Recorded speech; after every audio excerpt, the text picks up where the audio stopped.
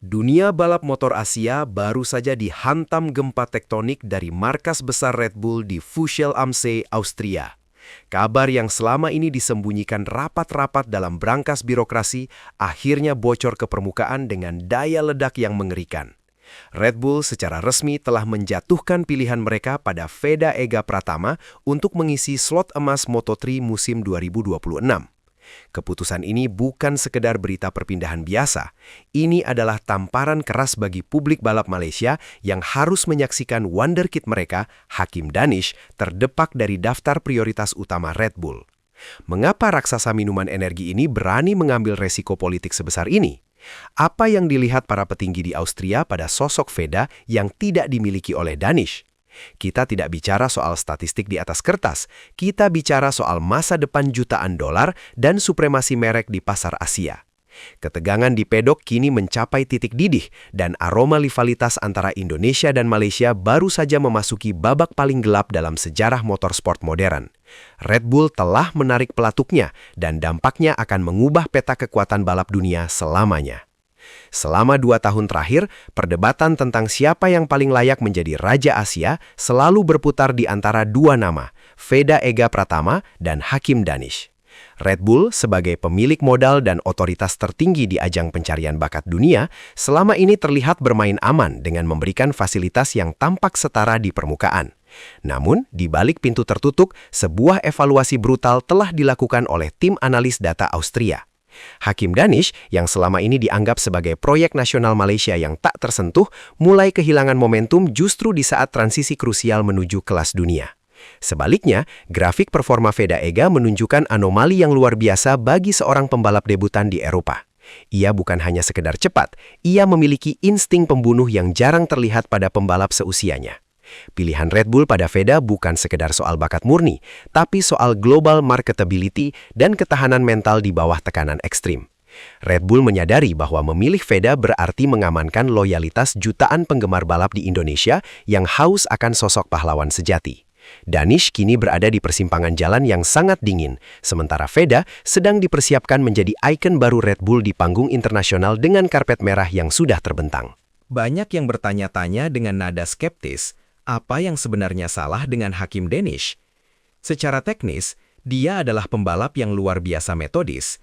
Namun, rumor dari dalam pedok menyebutkan bahwa ada ketidakcocokan mendalam dalam adaptasi Danish terhadap gaya balap Eropa yang sangat agresif dan tak kenal ampun. Red Bull membutuhkan pembalap yang tidak perlu waktu bertahun-tahun untuk belajar. Mereka butuh pembalap yang bisa langsung memberikan hasil instan demi memuaskan dahaga sponsor dan manajemen. Disinilah Veda Ega Pratama menang telak secara psikologis. Keberanian Veda melakukan manuver beresiko di tikungan terakhir yang seringkali membuat para mekanik menahan napas, menjadi bukti nyata bahwa mentalitasnya sudah siap untuk kejamnya persaingan Moto3. Danish dikabarkan terlalu aman dalam mengambil keputusan dan kadang kurang fleksibel saat strategi balapan berubah secara mendadak di tengah lintasan. Dalam dunia Red Bull yang serba cepat, sedikit saja keraguan berarti Anda kehilangan kursi panas. Danish kini harus menerima kenyataan pahit bahwa ia bukan lagi prioritas utama dalam skema besar Austria untuk musim 2026, sebuah kenyataan yang mengguncang stabilitas manajemen balap di Kuala Lumpur. Jangan pernah naif dalam melihat dinamika ini. Keputusan Red Bull ini tidak berdiri di ruang hampa. Ada tangan-tangan kuat dari Honda Racing Corporation atau HRC yang ikut menarik tali dari balik layar dengan pengaruh yang sangat dominan. Veda Ega Pratama adalah anak emas Honda, dan hubungan strategis antara Red Bull serta Honda di kancah global, terutama di Formula 1, sedang dalam kondisi yang sangat mesra. Honda dikabarkan memberikan jaminan teknis tambahan dan dukungan finansial yang masif jika Veda yang dipilih untuk naik kelas. Mereka ingin memastikan bahwa pembalap Asia yang naik ke kancah dunia adalah pembalap yang benar-benar bisa membawa brand wing terbang tinggi di puncak klasemen. Sementara itu, Hakim Danish, meskipun memiliki kedekatan dengan struktur balap di Malaysia, tidak memiliki dukungan geopolitik sekuat yang dimiliki Veda dari Jepang. Ini adalah permainan catur tingkat tinggi, di mana Honda telah memindahkan pion mereka dengan sangat cerdik, memastikan bahwa Veda mendapatkan akses prioritas ke Moto3, sementara Danish harus berjuang sendirian mencari sandaran baru untuk menyelamatkan karirnya yang mulai terancam redup di kancah internasional. Mari kita bicara soal angka yang tersimpan di server pusat data Red Bull di Austria.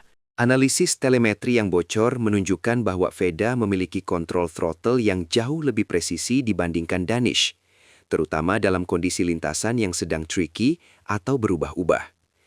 Saat hujan atau aspal yang licin, Veda mampu mengekstrak performa motor hingga titik batas absolut. Itulah alasan mengapa para engineer senior di Austria sangat terobsesi dengan data anak ini. Mereka melihat jejak-jejak masa muda Marc Marquez dalam cara Veda mengendalikan sliding pada ban belakang motornya. Danish memang sangat konsisten, tapi di kejuaraan dunia, konsistensi saja tidak akan membuat Anda menjadi juara dunia.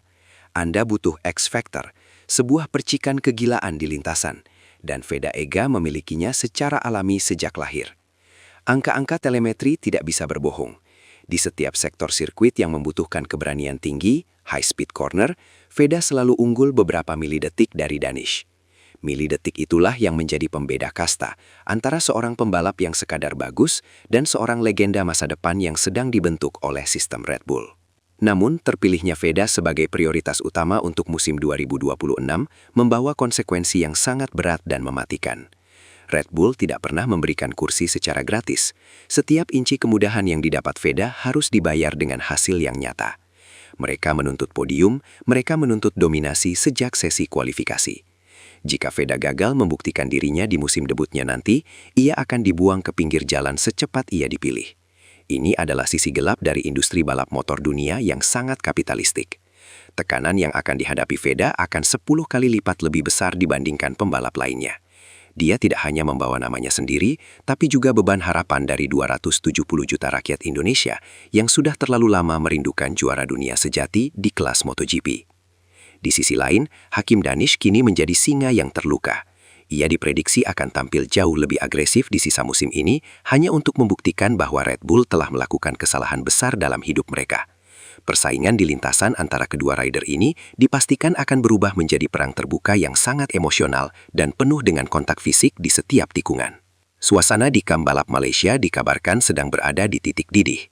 Keputusan Red Bull ini dianggap sebagai bentuk pengkhianatan terhadap komitmen panjang dan investasi yang telah dilakukan pihak Malaysia selama bertahun-tahun. Ada kabar kencang bahwa manajemen Danish sedang melakukan negosiasi darurat dengan pabrikan Eropa lain, seperti KTM Factory secara langsung, atau bahkan mencoba mengetuk pintu Yamaha melalui koneksi satelit.